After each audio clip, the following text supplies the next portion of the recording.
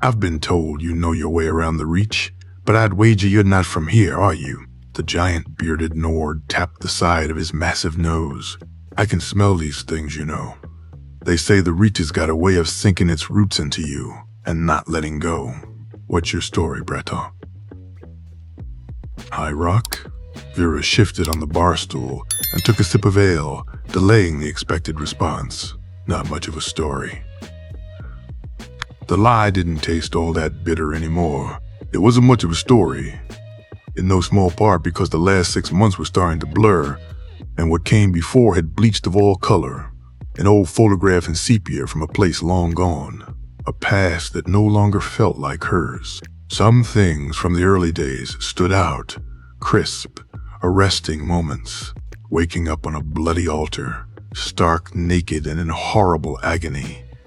Wandering, terrified, through the remains of carnage, bodies strewn on the ground, torn to shreds, not a living soul in sight. Then, later, hiding from rough-looking types who roved the hills and crags, she couldn't tell at first whether they were hunters or brigands, or whether there was a difference. Hiding from wild animals who were busy evading the rough types, or, when they got lucky, busy eating them right back. Still, keeping to the wilderness had felt like a safer choice.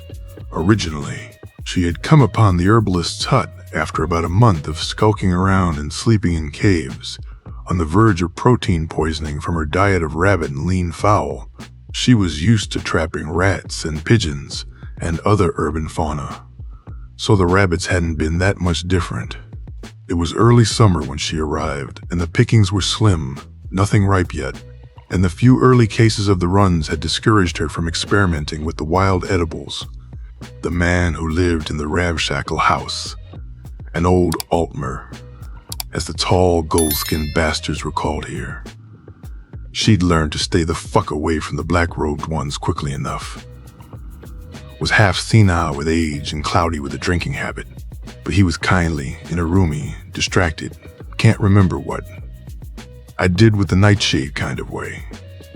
He'd let her stay, initially as a cook, then as a helper, and then as a friend. He'd had a daughter, he said. She died young, at 67. He didn't offer the details.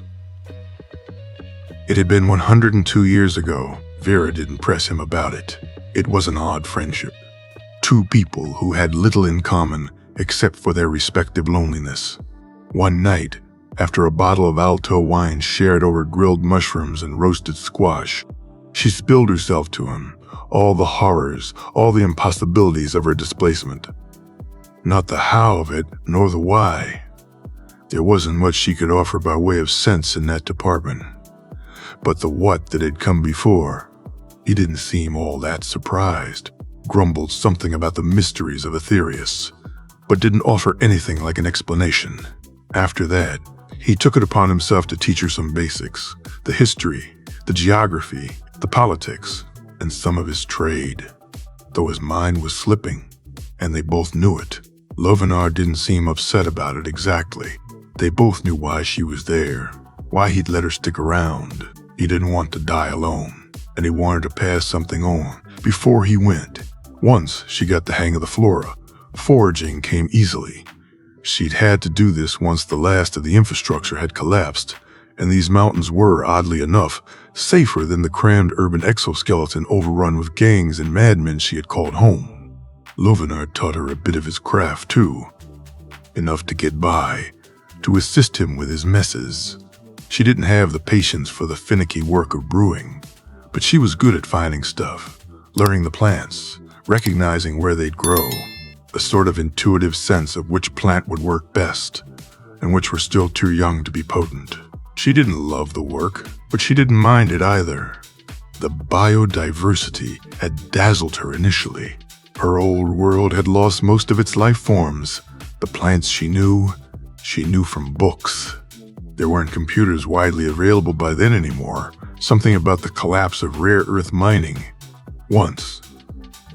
Apparently you could just snap a picture with your phone, and it'd identify the plant for you. Vera remembered phones only vaguely. Her mother had still known the world's lushness firsthand, but Vera was born into extinction.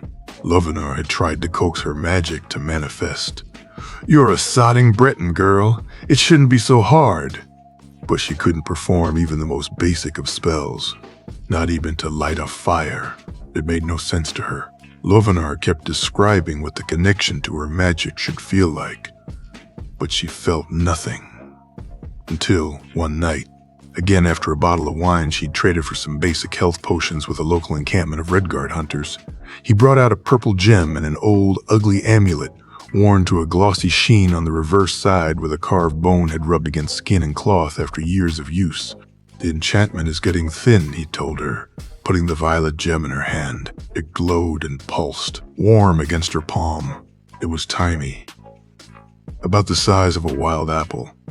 But something about it kept Vera wanting to pry it apart, to bite into it, and taste what that pulsing swirl would feel like on her tongue. Lovenar noticed her gaze and chuckled to himself, coughing on the exhale. The cold had settled into his lungs by that point, and it wasn't letting go, no matter how many tonics he brewed. He had an altar, a small thing made of a troll's skull, 3 eye sockets staring back at Vera with their amethyst inlays, an old wooden board holding the chartreuse filigree of the focal circle.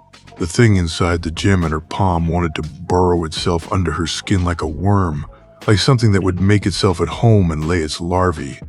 Part of her wanted to reach for it, to make room, to welcome it into herself. An almost motherly feeling. "Yes," Lovenar said then. "You can feel it, can you not?"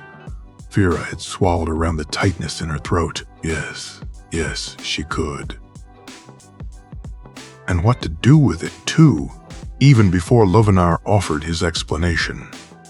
The faint trace of the amulet's previous occupant had left a kind of structure behind it. It was almost empty, like a half-forgotten village, half abandoned, where no one but the old people lingered. In her past life, Vera sought out places like that once she escaped the city. They offered a kind of muted, overlooked safety. You will take the soul into yourself, but do not, under any circumstances, let it settle. Do you understand, girl? You feel where the grooves of the enchantment are in the amulet, yes? Vera had nodded. That. And what it was for, too. She felt it a bit with plants as well. Vague and faltering and barely there at all. Lovenar claimed that she should be able to know a plant's use even if she had never seen it before, to intuit it if she could just reach into it. Something about how plants too connected to everything else. "It'll come in time," he reassured. Vera was doubtful on that account. He was mistaking his inhuman lifespan of accumulated expertise for intuition, but with the amulet. That elusive insight was there. A rush of images. A warm cloak on a chilly night. The crackle of a hearth fire when the wind outside howled. A cup of steaming spiced wine. The cloak was worn thin, and the fire had dwindled, and the wine had cooled. "It's a frost enchantment," she said, muzzy with the realization of her own sudden certainty. Lovenar had smiled his crinkly smile, pleased that he could finally give her something to take with her, into a future from which he would fade.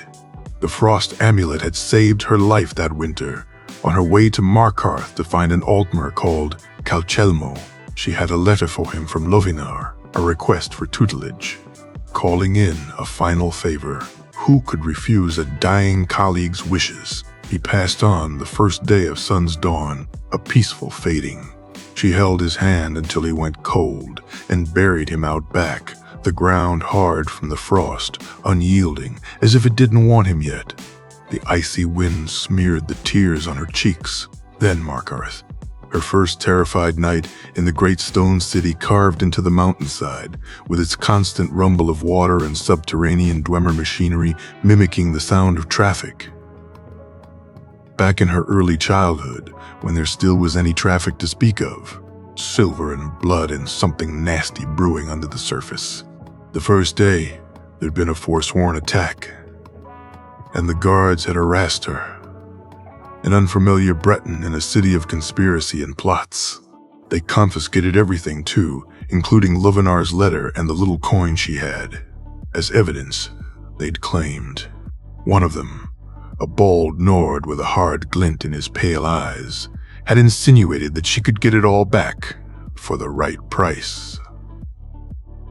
She told him to kindly fuck off, and both men had laughed, confident with their own impunity and a little drunk on unchecked power.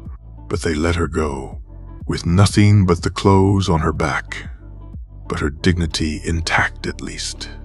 She learned from the jeweler in the market that Calselmo was gone on some expedition and wasn't expected back for another 2 months.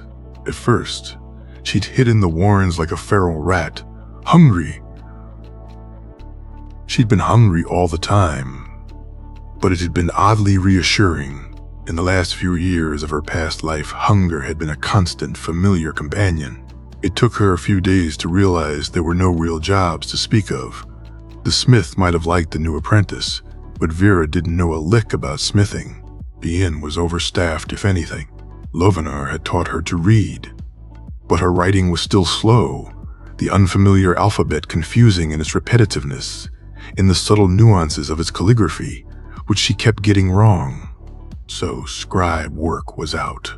In the end, Bothella took her in. What was one more stray Breton lugging around unchecked baggage full of heartbreak and secrets?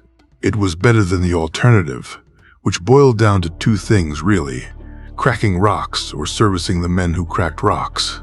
Vera liked the old woman's approach to the craft, her crass practicality, her sardonic wit, her cynicism. Miri had the potion work well in hand, but they needed a forager, and Vera had offered, eagerly, before they'd turn her out. She brought a sack of glowing mushrooms she gathered in one of the abandoned mines, to show her willingness to crawl around underground and put herself in harm's way if needed. Bothella had given her a once-over. Vera knew what the old witch would see.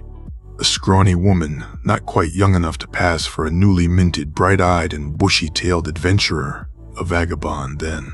A derelict who slept in the warrens. Vera had brought her hand to her messy mop of poorly cropped black hair, self-conscious and hoping it didn't look as bad as it felt. The worn clothes on her back and the chipped dagger at her belt probably didn't offer much reassurance either. "I'm low on juniper, neanroot, and bilsterwort," Bothella had said and tossed her a satchel. "You'll share the room with Muyuri. Be back by sundown." That had been a month ago. She'd settled in, still waiting for Calselmo to return. The feeling of the soul gem in her palm wasn't letting go of her so easily. "Still with me, lass?" Vera eyed the Nord again. He was watching her expectantly over his ale and his plate of poached potatoes and venison roast. Middle-aged, heavily tattooed, with an accent as thick as the haft of the double-handed axe strapped to his back. She took another sip to give herself something to do. "Why, do you ask?" He didn't seem like a bad sort, but it was hard to tell. He leaned in, ale and tobacco on his breath. "I need a local guide, as I said, but I like to get to know the people I'm hiring. The old woman in the apothecary said you wouldn't mind some extra septums, but I prefer for them to be well spent. As my associate likes to remind me, septums don't grow on trees." Farah took another sip of ale. Yeah, right. He could pay any of the local mercs. Hell, Vorstag would probably take the job, even now. There he was, sitting on his ass on the other side of the inn, pretending not to watch the newcomer. Been at it for weeks now, grousing about how no one was hiring. No, something about this Nord was decidedly fishy. "Who's your associate?" Vera asked instead. The Nord motioned with his head, and Vera followed his gaze. She hadn't noticed the man in the shadowed corner. Surprising. That because he wasn't exactly blending in with the surroundings. His armor looked alien, like something made of an insect's carapace.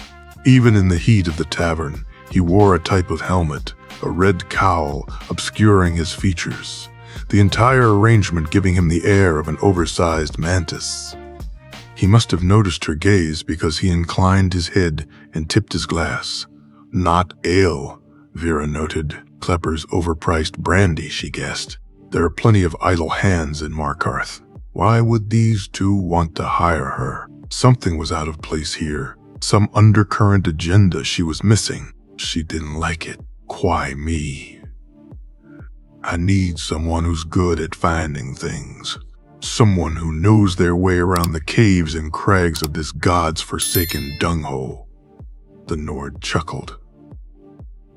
I'm a valley man myself, see? And I'm looking for something I misplaced.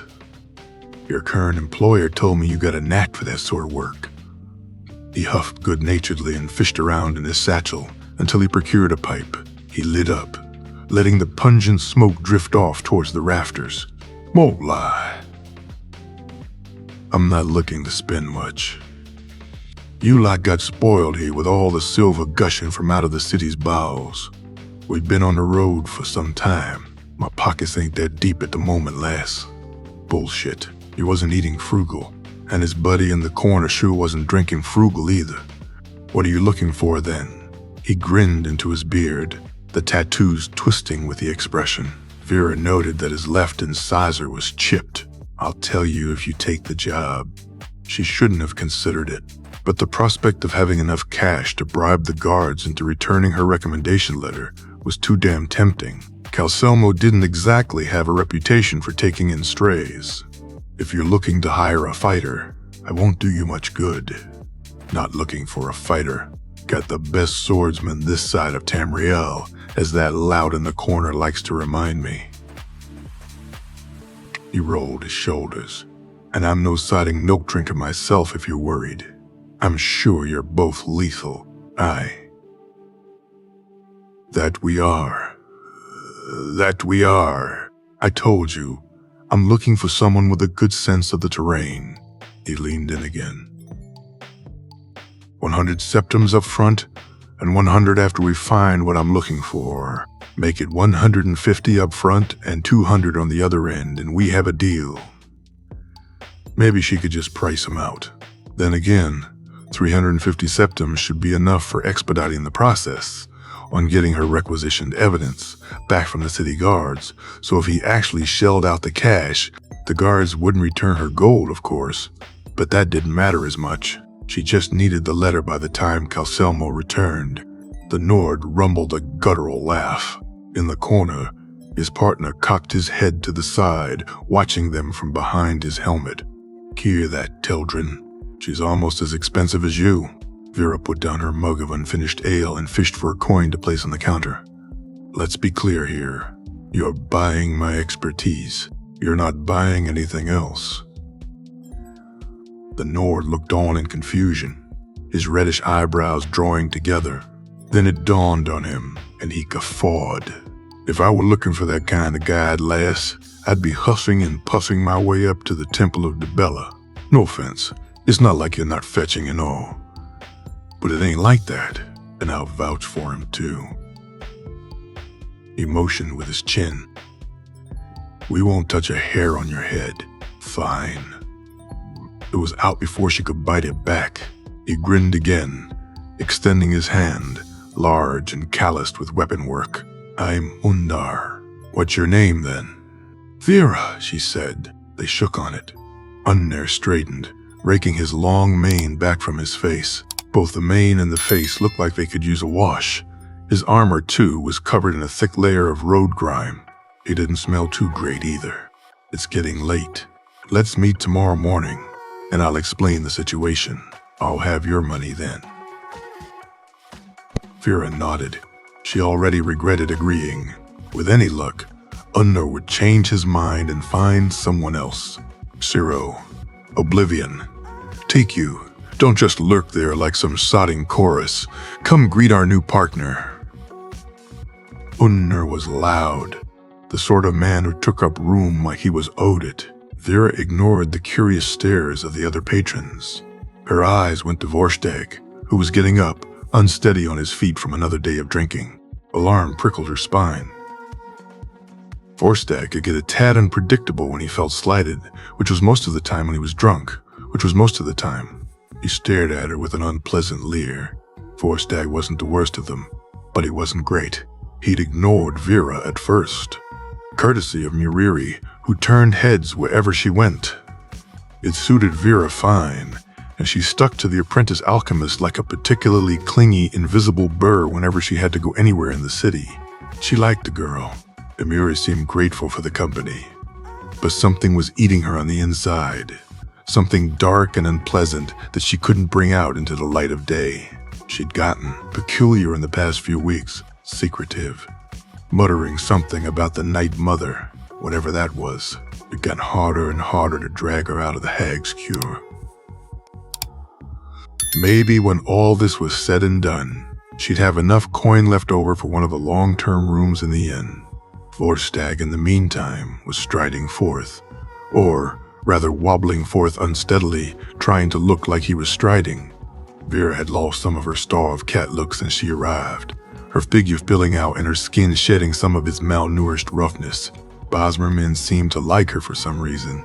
Something about her features or figure either struck them as just the right kind of exotic or as just the right kind of familiar. She couldn't tell which. There was something about social class there too, whom you approached and whom you left well enough alone. The Nords usually didn't give her so much as a second look, but there was always the exception that confirmed the rule. Point was, right around the time Yuri got herself firmly ensconced in the apothecary with only her herbs and her muttering for company, Vorstag, damn him, had suddenly discovered Vera's existence. Eventually, she'd need protection. You couldn't live in Markarth long-term without paying off someone to look out for you. She hadn't committed yet, even though Bothala had been dropping hints. There was a man, she'd said, someone who could yank on some threads behind the scenes, could make some problems go away. Problems like Vorstag, or overly dutiful city guards. She had considered taking a lover, not so much for the pleasure of it, as for the added insurance. Bored men were dangerous, and there were quite a few bored men in Markarth. Those who didn't want to slave in the mines, or those who didn't have the connections to land a better job. Pay, Nord. I'm talking to you. Vorstag stumbled forward, one hand braced on the back of a chair for added stability, the other going to the hilt of his sword. This wasn't going well. Vera's eyes darted to the exit, but the bar was in the way. Why'd she sit on that side? Did I hear correctly? You're looking for a guide?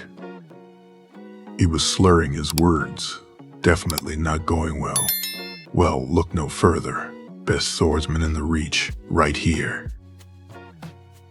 Unnar looked him over, and if I ever find myself looking for a swordsman, I'll make sure I come right to you, friend. A warning had crept into his voice, something hard beneath the earlier conviviality. Right now, I have other needs. Vorstag's leer went oily. Oh, I bet you do.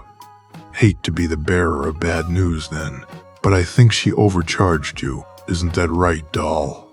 They were drawing eyes in earnest now, the other patrons shuffling in their seats for a better look at the prospective entertainment. Vera bit her tongue and inched closer to the exit. She didn't need this. She survived because she didn't draw attention to herself. Vorstag was a pain, but she could handle him, unless his wounded pride called for retribution in some dark alley. These two were just passing through. They would reap none of the consequences. The chitin-wearing fellow stood up from his chair and made his way over towards them, his movements deceptively lazy. That sense of dread pulled at Vera's stomach again, but it was too late by then. It was over in seconds. Vorstag didn't react. Vera didn't think he so much as heard. Chitin Suit's hand landed on the Nord's shoulder, a friendly gesture to diffuse the tension. The oaf began to turn around, and then he collapsed onto the floor in a nerveless heap, like a tree falling. And had she been standing anywhere else, it would have been easy to miss the thumb that dug into the pressure point on the side of Vorstag's neck. The associate turned to the barkeep. Looks like your patron had a few too many drinks, Sergio. The voice was a surprise. He was too short for a Nord, so Vera had expected the crisp lilt of imperial diction, not this sardonic, raspy drawl like smoke and chocolate. The accent, too, wasn't something she'd heard before. Whoever this guy was, he was a trained killer. No wonder Unnar wasn't looking for a merc. Apologies. He didn't sound apologetic in the slightest. Instead, he stepped over Vorstag and stalked closer. and then he pulled off his helmet. Vera choked back an instinctive scream. Fuck, it's a demon. Bluish gray skin, crimson eyes with oversized irises that swallowed most of the sclera in a gaunt face that looked like something out of a biblical illustration. The kind that promised you fire and brimstone and bat-winged bastards with pitchforks.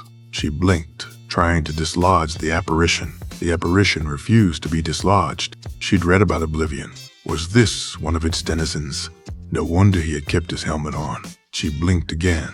The initial shock settled some. No, the fellow was an elf of some kind. The bony facial structure, the iris size, all of that fit with the typology she had begun to assimilate. But fucking hell. That coloring was rough. His lips quirked in amusement. Much as I'd like to flatter myself into believing that you've been struck speechless by my good looks, by your expression, I'm guessing you've never seen a Dunmer. Is that so?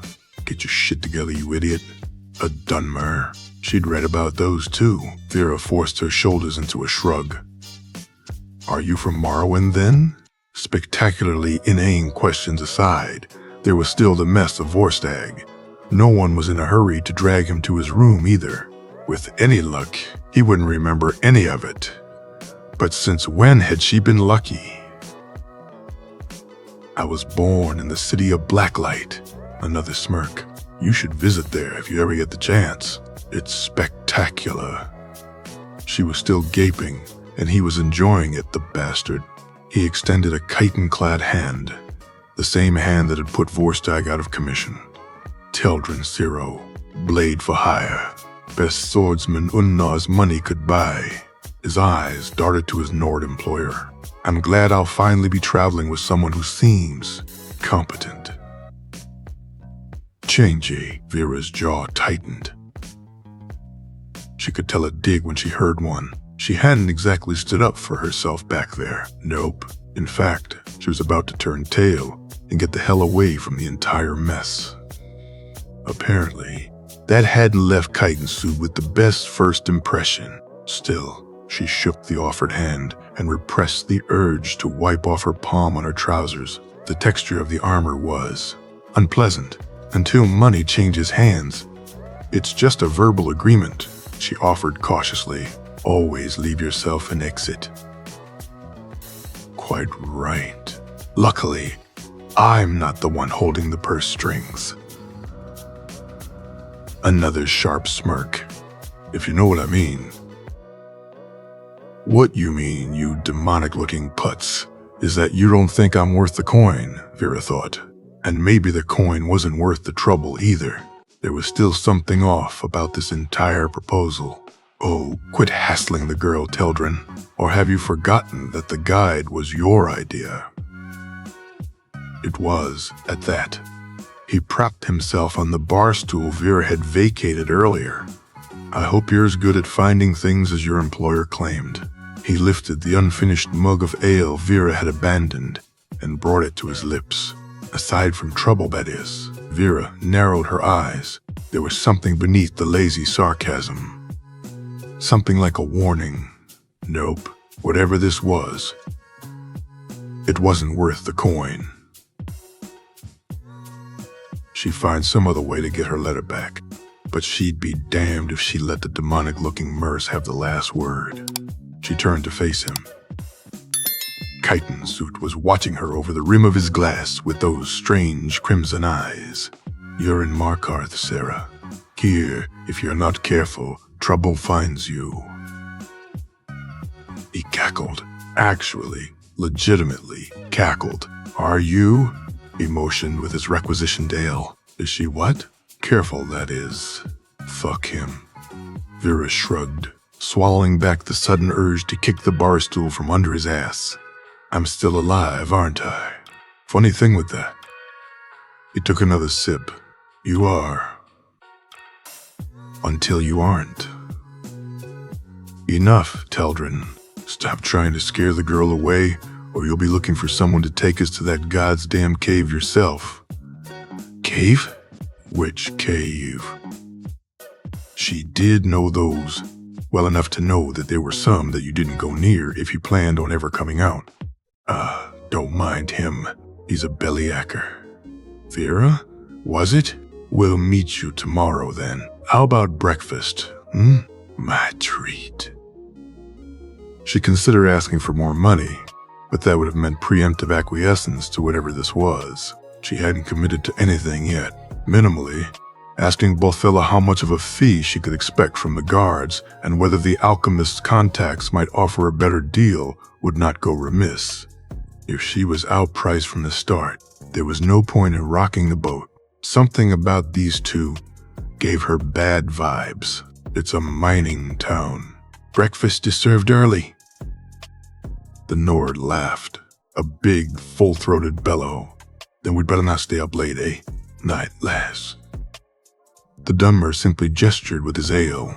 Good night, Vera offered, and made for the door. Vorstag, still on the floor, was stirring awake. That was the Silver Blood Inn for you. You could get knifed on the floor, and no one would so much as pause in their drinking, one way or another. She didn't want to be there when he finally came to. She hurried to the apothecary, trying to stick to the better-lit parts of the city. The clank of the heavy door at her back brought relief, as it always did. She didn't mind the constant fear so much.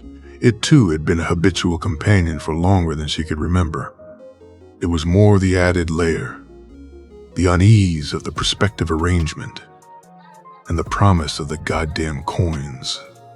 She could stay with Bothilla for a time, but it was pretty obvious that the eponymous owner of the Hag's Cure wasn't exactly looking for a second apprentice. There was an agenda there too, and Vera wasn't sure she wanted to step into it.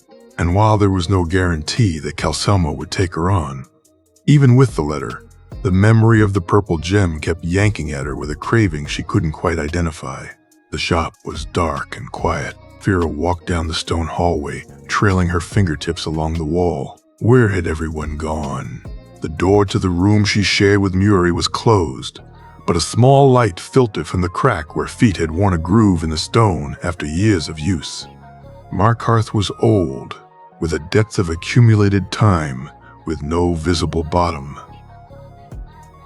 She wrapped her fingers against the metal and waited for a response. Nothing. She pushed the door open. Muri was sprawled on the bed, her shoulders shaking with sobs. Vera's feet carried her forward. The Breton lifted her head from the pillow, her face red and puffy and streaked with tears. Muri, what is it? It looked like the last few weeks of strangeness were finally going to come to a head after all. Well, it had been a strange sort of night. The other woman wiped her face with the back of her hand and sat up. Her gaze was empty, save for the horror, black and deep-rooted. I'm pregnant. The bastard left me with child. Stark from the beginning. In retrospect, that had been the wrong thing to ask. The beginning stretched back for the better part of Muri's life, starting with Windhelm, the coalstone city on the ocean, where the girl grew up with some rich family as a sort of satellite or chaperone or pet companion to the two sisters. It didn't make too much sense to Vera. Her understanding of nobility was based on the two works of Shakespeare she'd read. It's not that books had been few exactly. Vera's mother had been a militant collector, and they had at least 25 between the two of them. 4 encyclopedias, too. But after the Great Burn of 78, she'd been 17 half a lifetime ago. One had to be packing some serious firepower to get a hold of any, since anything that was ever printed had been claimed by then. The Citadels probably had amazing libraries, but Vera was from the outskirts of Split City, formerly Toronto on her mother's maps, and it hadn't fared so well after the influx of climate migrants from the south. Mostly young, mostly white, mostly male, armed to the teeth and vicious as could be. A gleeful cruelty to them. And they had numbers on their side. Vera's mother had tried to cram as much education into her only child as she could, from early on, sensing the ruin to come, no doubt. She'd done her best, but she was a cartographer, not a historian. In any case, whatever Mwiri's life with the Shatter Shields had been, it was rosy until it wasn't. Someone had killed one of the sisters, and from there, things had gone to shit, and fast. Muri had taken up with some bloke she met over drinks at a local tavern, and they'd gotten friendly. Vera couldn't blame her. Sometimes, these kinds of comforts were all you had, and you leaned on them because there was nothing else to carry your weight. It went on for a while, until the poor girl finally figured out that there was an agenda. Vera could have told her that from the start. When wasn't there one? But Murie's life had been relatively simple up until then, all things considered. So Markarth and Barthella hadn't been a vocational choice exactly, but a matter of picking up the pieces, trying not to slash yourself open on them in the process. Vera could relate. Once Murie was all out of words, they sat quietly in the dimly lit room, the low rumble of the immeasurably vast, abandoned guts of the city vibrating through the walls of the apothecary, like a great beast snoring in its sleep. Vera wondered idly if something like this would one day come to her former world. New life built on old detritus, with little inkling of what came before. Nothing but myths and mystery, stories of something that was there first, but vanished in the blink of an eye, and whose purpose was as unfathomable as it was lost. It was a comforting thought, in a way. Some things were best forgotten. "How far along are you?" she asked, her arm around Murie's shoulders. There was a time when Martha held her just like that. Over the same damn ordeal, too. It wasn't quite the same, mind. They had found a stash of Plan B, expired on a college campus, cordoned off because of the radiation. Their Geiger counter said it was safe enough if they didn't come too close to where the collider had been. And the student health center miraculously left mostly intact because of the packs of feral dogs.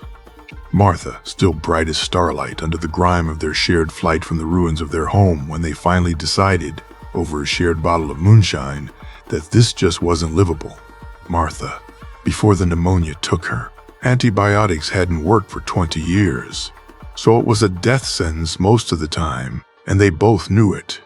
The winters had gotten bad, what with the Gulf Stream not doing its thing. Murie sighed, rubbed her face with both hands. It's been 4 months since. She trailed off, clenched her hands over the soft curve of her belly, where the fabric of her dress hugged the skin. Since you came to Bothella? Yeah, not. Since Murie and the asshole who got her with child fucked last, more likely, Vera guessed. That didn't mean a thing in terms of the pregnancy. Murie could have gotten knocked up the first time they did it, for all she knew. She tightened her arm around the girl's shoulders. Murie huffed a sigh, exhausted from the toil of nocturnal admissions. She slumped, burying her face against Vera's neck. A safe haven, however temporary. I had little choice. Pain mixed with anger, an old festering boil. You have to let it drain, love. It won't serve you. It won't serve you. They turned me out. Vera nodded against Murie's hair. Have you told Bothella? She forced her voice into a steady beat, practical even. Just another hurdle to take care of. It was better than asking the obvious question. Why hadn't Murie remedied the problem earlier? The alchemy of this place was. It was sophisticated, and more than Vera's world could ever offer. Imagine the thousands of plants, every single one of them potentially useful. How did you get your mind around such richness?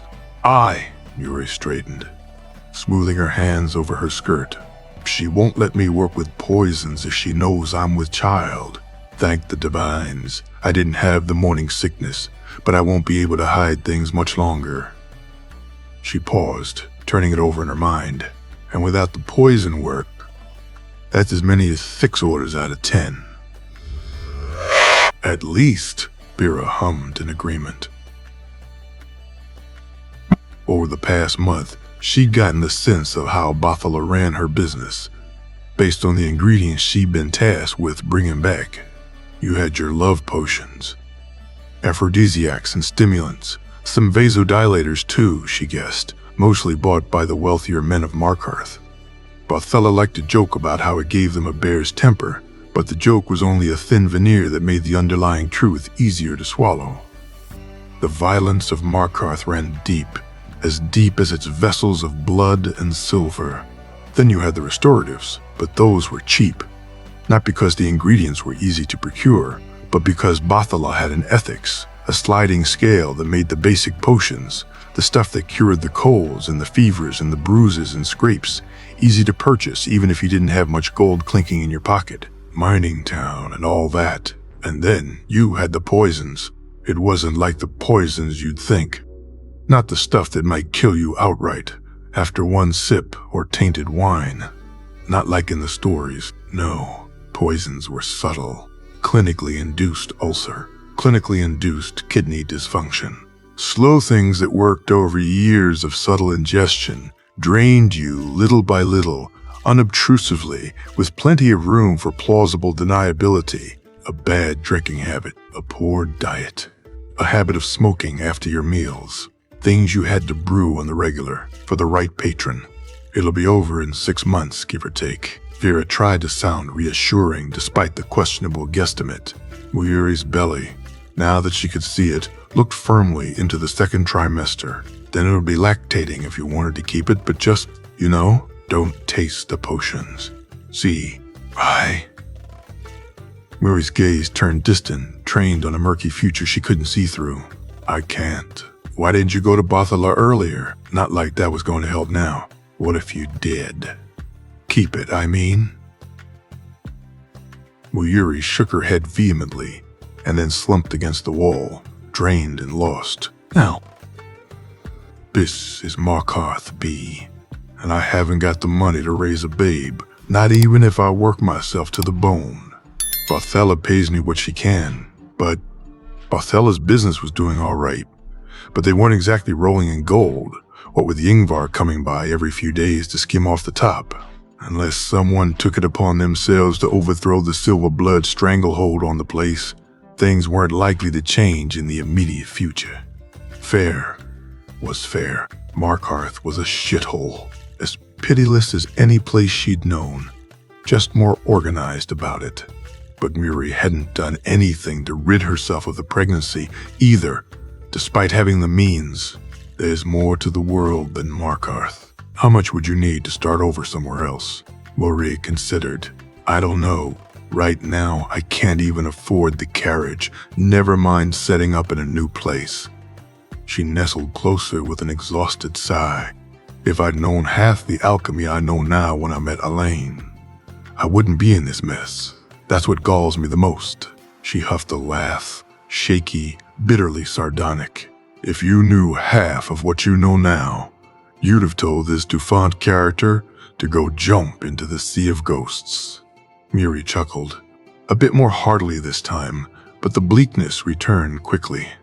There was a maxim, one Vera's mother had a fondness for. Always put on your mask first. The etymology had to do with air travel, her mother had explained, though airplanes were as extinct as the elephants by the time Vera came about. But the origins of the saying didn't make it any less apt. Point was, you couldn't help someone else until you had firm ground under your own feet. But once you did, there was the other part of the expression, about helping the person in the seat next to you. Muri was in the seat next to her, as far as Vera was concerned, but there wasn't much that could be done until she found something other than hot coals to walk on. She sat, calculating. The resources that her pay diverted could be rerouted back to Muri if she managed to convince Calcelmo to take her on as a helper. She could still forage for the apothecary, simply selling the ingredients if she needed the extra coin. Muri could probably hold on to her secret for another month, too, if she ended up carrying small or low. By then, Calcelmo would be back, and they could break the happy news to Bothella as soon as Vera found new employment, provided the Altmer didn't just tell her to scat. One way or another, she had to get that damn letter, and quickly. She made the decision, then and there, with Muri's tears soaking into the collar of her worn shirt. We're going to figure this out. In the meantime, don't do anything rash. Muri nodded muzzily, the emotional exhaustion finally catching up to her. Vera got up from the bed, plucked a few stalks of frost miriam from the dwindling bushel hanging over the hearth. They'd need to restock soon, and set the kettle over the fire. I'm going to wait up for Bothala to talk inventory. Get some sleep, all right? She pinched the bridge of her nose, trying to chase away the onset of a headache. Muri picked herself up from the bed with a tired groan. Bothella is going to have my hide for this. Vera snorted. Are you kidding? She will grandmother you within an inch of your life once she knows, so best prepare yourself. Barthella's cynical carapace was mostly that. A defense against a world that kept trying to eat you.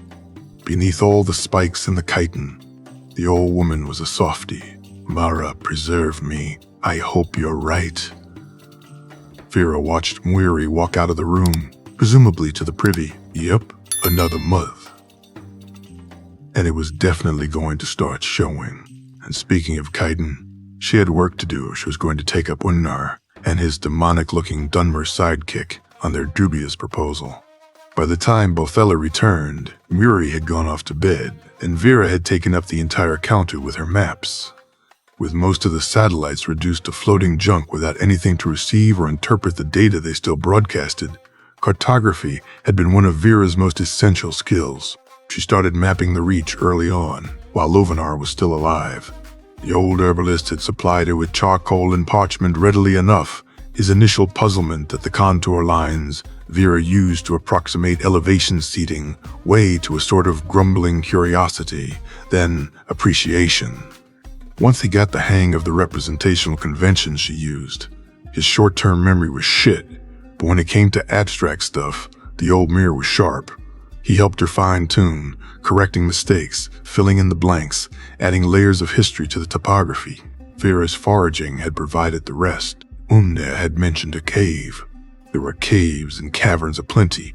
The Reach was mostly limestone, a watery mess of underground erosion and man-made expansions on said erosion, of mines and karsts and Dwemer tunnels reaching into the mountain's bowels. Trouble was, most of them were occupied by all sorts of unpleasantness. What's this, girl? Are you planning an invasion?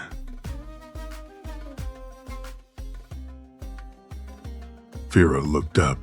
The old woman thumped the jar of void salts she had brought on the counter and helped herself to some of the tea Vera had made, before collapsing into the carved armchair piled high with furs and cushions next to the hearth. So, did that nice young Nord manage to track you down? Vera cocked an eyebrow. If you mean Unnar, I'm not sure that young Fitz, and the jury's still out on nice, but yes, he did. Barthella took a sip of her tea, winced, and went to rummage for moon sugar in the cupboard. How Dwemer furniture managed to look both dainty and blocky was the real mystery of the vanished race, as far as Vera was concerned. You all look like young peoples to me. Get to my age. You'll see. Where's that? Ah, there. You two go through my moon sugar when I'm not looking.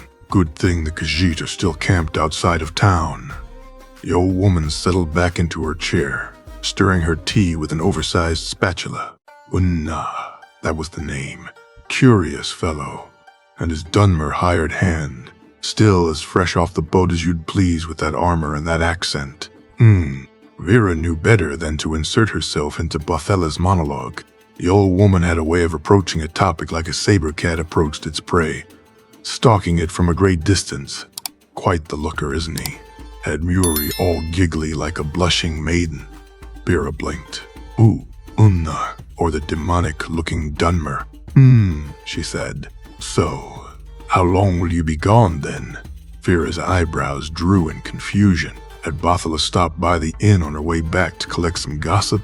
The old woman dismissed Vera's interrogative look with a wave of her spatula. Vorstag made a spectacle of himself again, I hear.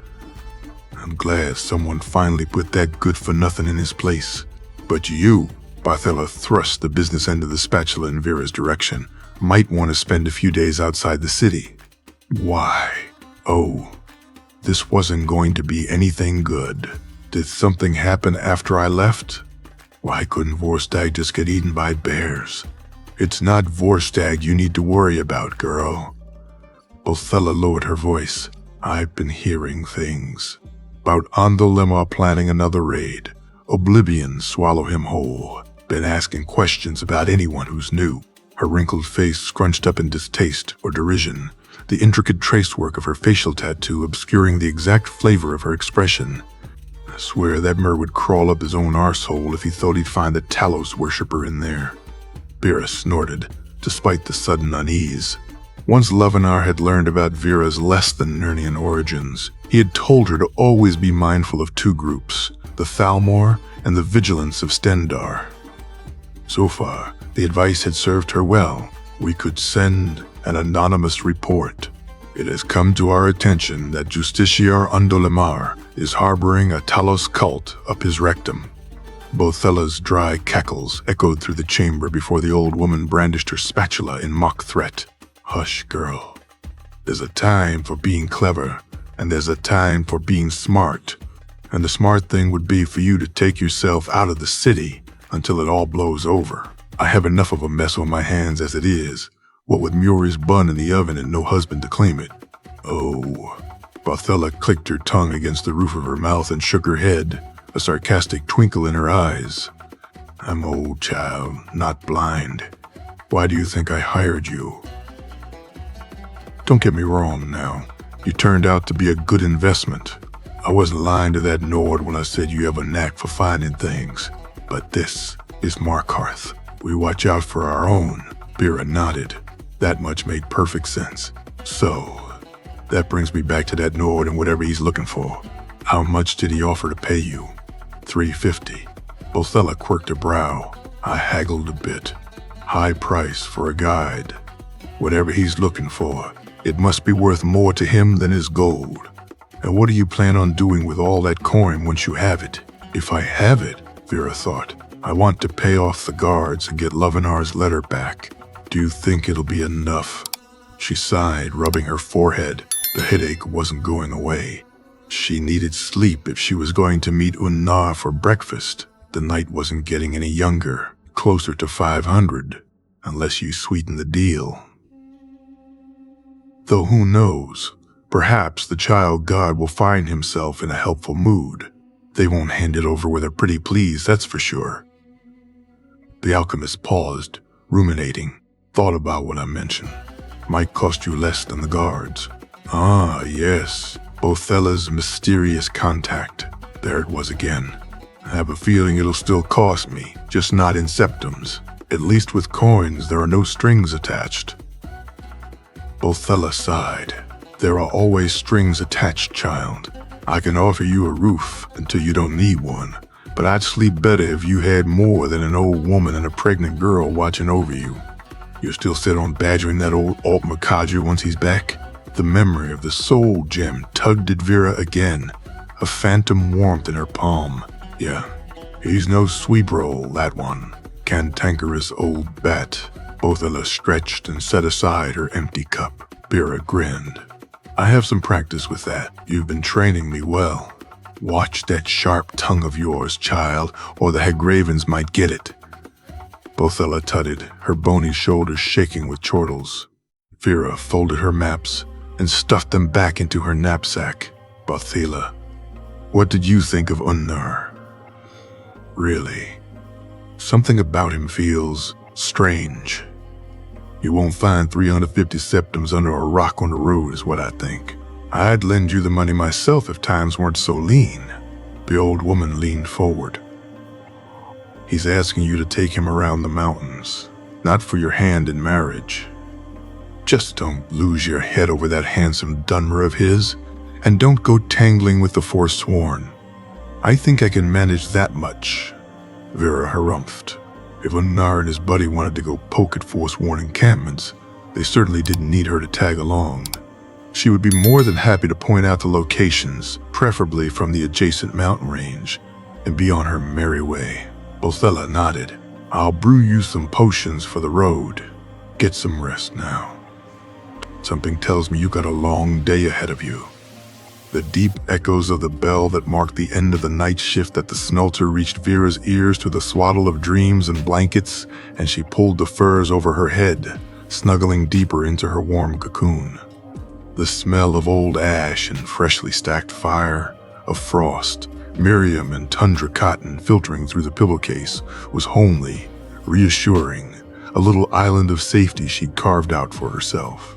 Home. Temporary, yeah, but that was always the case, so you had to enjoy it while it lasted. She counted the muffled strokes, vaguely pleased that she had at least another hour before she had to get herself ready. in time for the second bell that would drag the day shift workers out of bed, into the tavern for a quick meal, for those able to afford it, and then back to the mines. Markarth never slept, pulsing day and night with its extractive heartbeat. It devoured its laborers like a great hungry beast, spitting out bones and broken bodies. But there was always more supply than demand, somehow. A buyer's market. The bell struck another time, and Vera froze. Oh, shit. She hauled herself out of bed, catching the edge of the chamber pot with her heel and sloshing around its nocturnal contents. Stumbled around in mute panic, trying to pull on her clothes, tripped outright over her boots, and almost went sprawling, but caught herself. And then forced herself to stop. Breathe. You're fine. Everything is fine. Everything is fine. The old, ingrained panic of sudden flight. Of mornings just like these where you thought you had found safe harbor. Until the telltale crackle of approaching gunfire receded with her breaths. That world was behind her. Unne wouldn't melt. He could wait for a bit while she got herself ready, and if not, then perhaps he didn't need her help all that much.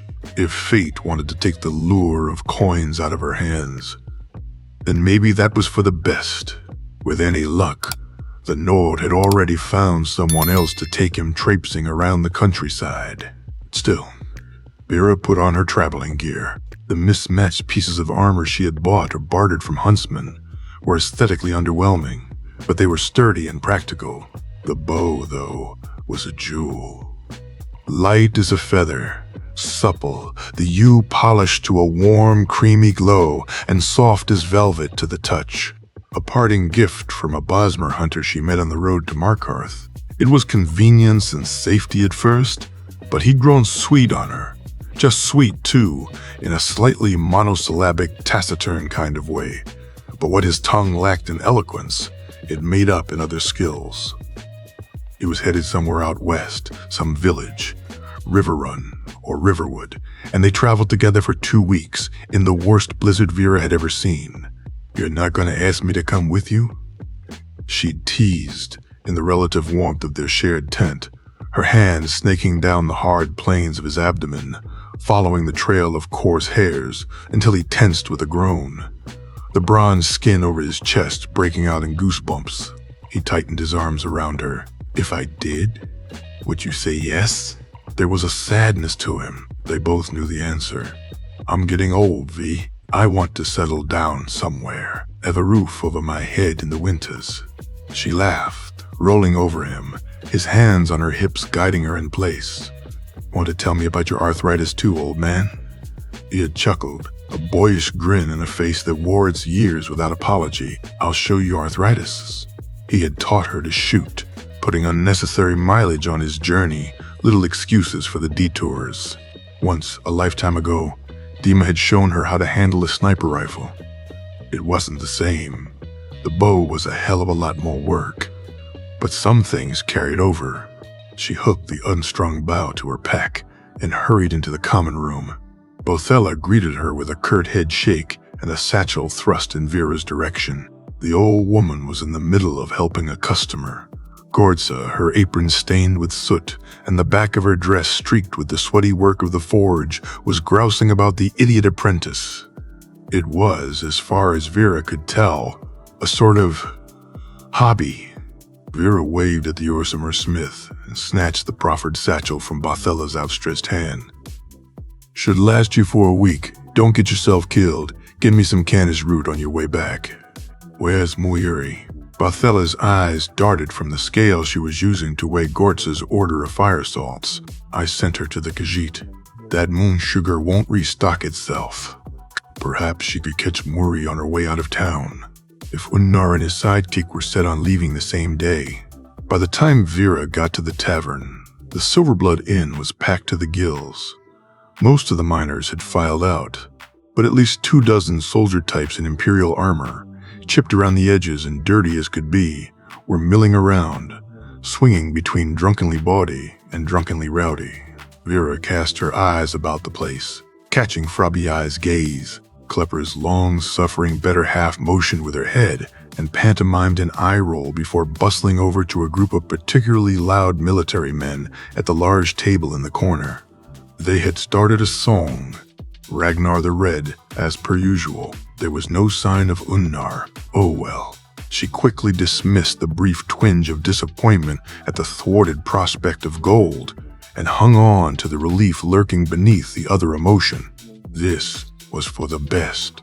She could still go out into the hills for a few days. Getting out of Markarth while the Thalmor were feeling particularly vigilant wasn't such a bad plan.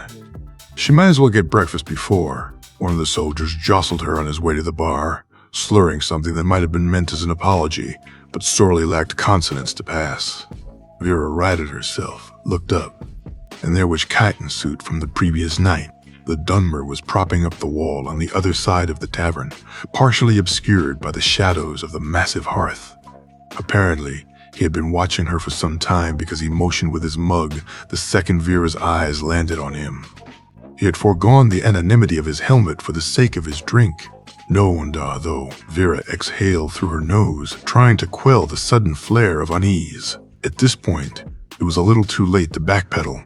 Maybe Demon Chops would just announce that they had moved on and hired someone else, and that would be the end of it. She made her way over to the back of the tavern, through the throng of bodies. Red eyes followed her progress. The Dunmer looked faintly amused. Like a slaughterfish looks vaguely jovial before it tries to bite your leg off. The soldiers at the large table abandoned Ragnar the Red to his decapitation and were hollering a new lyrical offering about bears. I thought you two had left already. Demon Chops lifted an eyebrow, the sharp wings of his facial tattoo accentuating the prominent brow ridges.